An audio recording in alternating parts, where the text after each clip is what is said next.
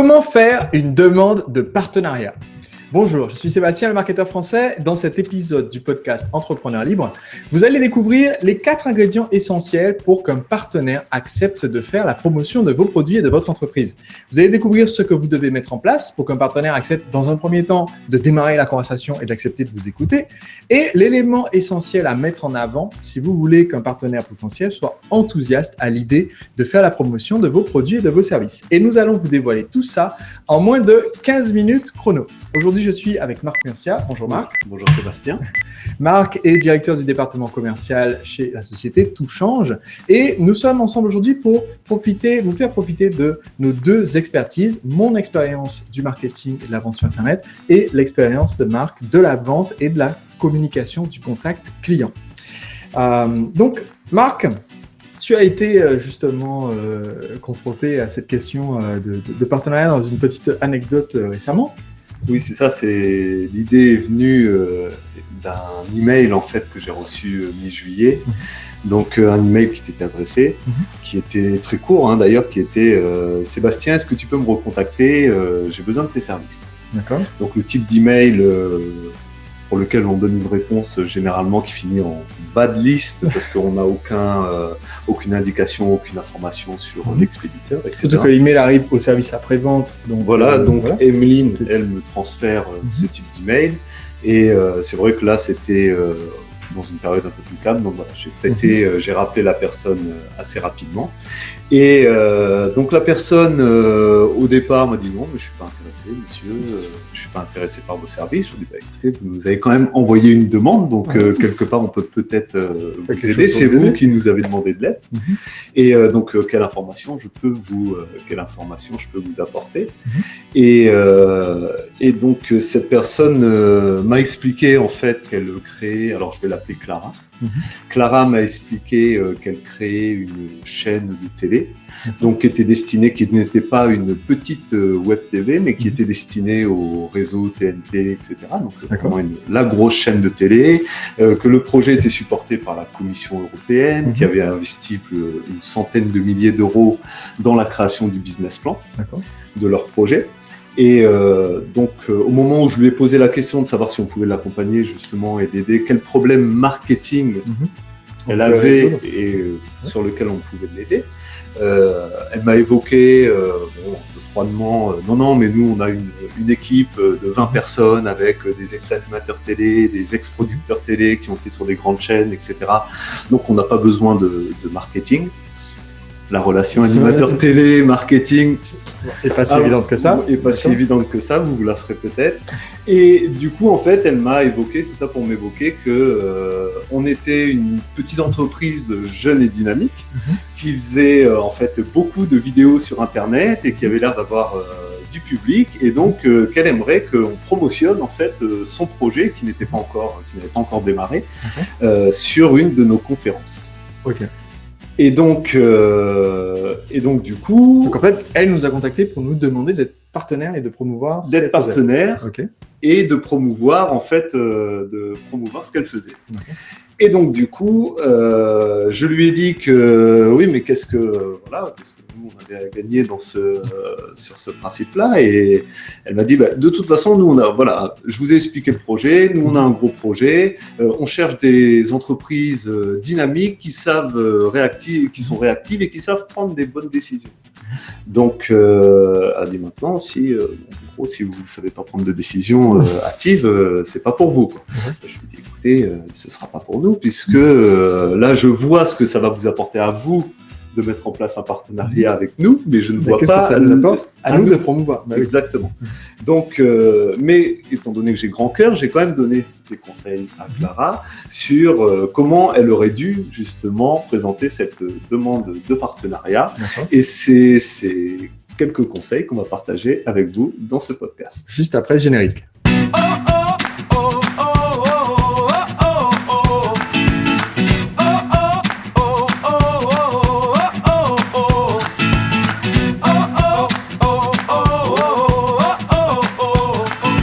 Le concept donc de notre podcast d'aujourd'hui, c'est les 4 ingrédients pour réussir une demande de partenariat. Donc ici, on parle d'un partenaire apporteur d'affaires, une entreprise ou un un particulier ayant une audience, mais en général, ça va être une entreprise, au moins un entrepreneur, ayant une clientèle et qui va être disposé à promouvoir votre produit ou service auprès de sa clientèle. Et donc, Marc, parmi les premiers conseils que tu as donnés à Clara suite à sa demande un petit peu bizarre de partenariat, le premier conseil, le premier point essentiel dans un partenariat, c'est la relation. Est-ce que tu peux dire quelques mots à ce sujet?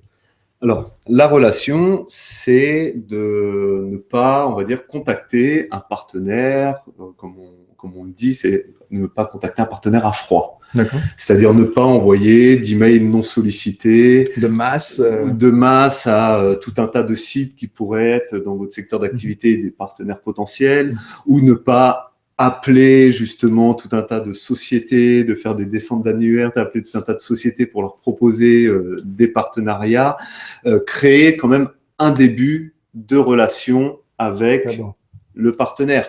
Alors, la relation va dépendre, la longueur de la relation et la taille de la relation va dépendre en fait de la taille du partenaire également. C'est-à-dire que si vous souhaitez mettre en place un partenariat avec le leader de votre marché, forcément, ce n'est pas un commentaire sur son blog qui va faire qu'il va vous remarquer et qui va accepter de mettre en place un partenariat avec vous, parce que comprenez bien que il reçoit peut-être 50 demandes par jour et qu'il y a des critères un peu plus sélectifs pour accepter des partenariats. Donc, mais il faut toujours mettre en place un début de relation. Donc, ça peut commencer pour des partenaires de même taille, on va dire, quand on recherche des partenaires de même taille sur son marché, quand on démarre, quand on lance une activité, par exemple, aller sur les blogs, aller sur les forums, aller discuter sur ces forums, aller poster des commentaires, mais toujours s'intéresser aux partenaires, pas comme l'a fait Clara, qui n'était pas du tout intéressée par notre activité, qui pensait uniquement à son projet et qui pensait que son projet était tellement bon qu'on ne pouvait pas ne pas accepter d'être partenaire avec elle. Intéressez-vous au partenaire, montrez-lui ce que vous allez lui apporter, mais intéressez-vous et entamer une relation avec lui. Et la quantité d'intérêt qu'on a montré dépend justement du volume du partenaire que vous contactez. Donc, dans certains cas, vous allez participer à un événement, une conférence, un salon organisé par l'entreprise partenaire ou acheter un produit pour être dans le listing client et les contacter en tant que client, ce qui fait que vous allez contacter beaucoup plus facilement. Et c'est la voie, on va dire, accélérée. On va me dire, mais si on prend le temps de créer la relation, est-ce que ça ne fait pas perdre du temps parce que j'ai besoin de créer ce partenariat pour demain, parce que je fais une opération commerciale demain. Mais si vous faites une opération commerciale demain, il fallait commencer à créer des relations de partenariat avant, il y a 6 mois. Donc, aujourd'hui, si vous commencez à griller des partenariats, comme fait Clara avec son mail, dans 6 mois, quand vous aurez une opération commerciale, vous aurez toujours personne. Alors que c'est maintenant qu'il faut commencer à planter les graines de ces relations-là. Et donc, du coup, Sébastien, les 2 points suivants sont l'autorité et la qualité du produit. Alors, est-ce que tu peux partager justement l'explication de ces 2 points et expliquer comment notre partenaire en herbe que j'ai eu au téléphone aurait pu mieux présenter son offre et mieux pour mieux se présenter finalement pour augmenter ses chances de succès. D'un côté, sur l'autorité, il y a le côté la chose qu'on va promouvoir, on veut que ça soit quelque chose de reconnu sur le marché. Donc là, dans ton exemple, Clara avait un embryon d'autorité, un certain nombre d'autorité par rapport au fait que c'était commissionné par la Commission européenne, qu'il y avait des grands noms peut-être qui allaient collaborer. Mais derrière, il faut aussi que l'autorité que vous avez quand vous contactez votre partenaire, vous la présentez avec humilité et qu'il y ait un lien entre ce que vous allez proposer et le public de votre partenaire. Ça ne sert à rien de juste contacter un site internet parce que c'est un gros site internet. J'ai un produit sur comment faire connaître son entreprise et je vais contacter un site sur la forme et santé en disant c'est un gros site sur la forme et santé, donc il y a sûrement des entrepreneurs dessus. C'est complètement hors sujet. Donc il faut quand même que votre autorité, votre expertise soit liée au public que touche déjà le partenaire qui peut promouvoir votre produit ou votre service. C'est une complémentarité. Ouais, une complémentarité. Le deuxième point, c'est qu'il faut qu'il y ait une certaine qualité du produit qui est vendu. Donc, qu'on sache quelle est la promesse de ce que vous proposez, que ça soit très clair pour le partenaire, qu'il n'ait pas besoin de creuser, de poser plein de questions pour savoir qu'est-ce que vous apportez comme bénéfice à ses clients. S'il parle de vous, qu'est-ce que ça va amener de plus à ses clients? Et pour ça, il faut que le produit soit testé et éprouvé. Donc, plus vous allez chercher des partenaires de grande taille, des partenaires très qualifiés, de gros volume, plus il faudra que votre produit soit testé à l'avance et déjà des témoignages de clients avant qu'ils acceptent de le promouvoir. Voilà, c'est super important. Donc, on a déjà abordé relations, autorité, qualité.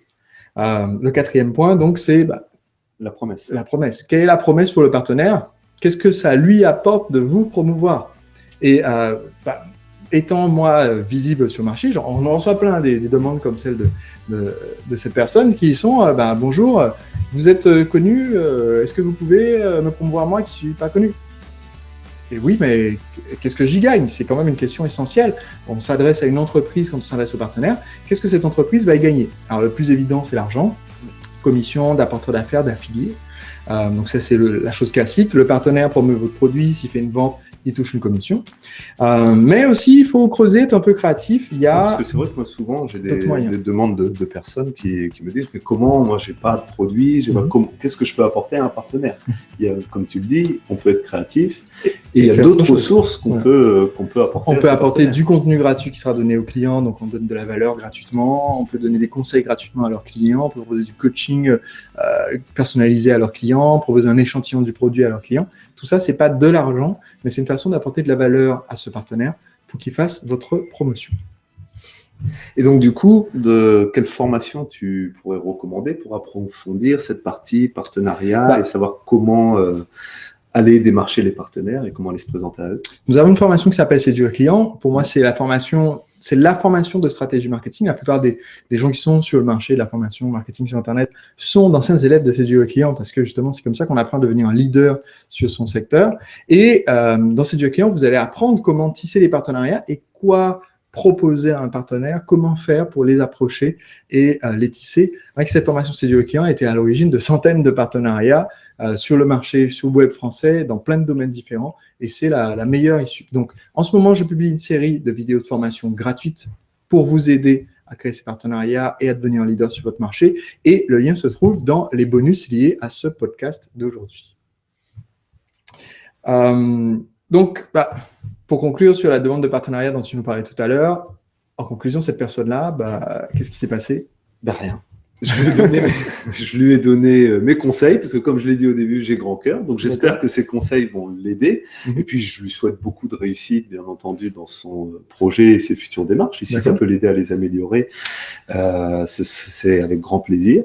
Mais voilà, je lui ai donné ses conseils et je lui ai dit au revoir. Et je lui ai souhaité bonne chance pour son… Parce qu'elle n'a pas utilisé la bonne approche. Parce qu'elle n'a pas utilisé la bonne approche. Donc, aujourd'hui, dans ce podcast, vous avez découvert justement les 4 ingrédients essentiels pour obtenir qu'un partenaire fasse votre promotion.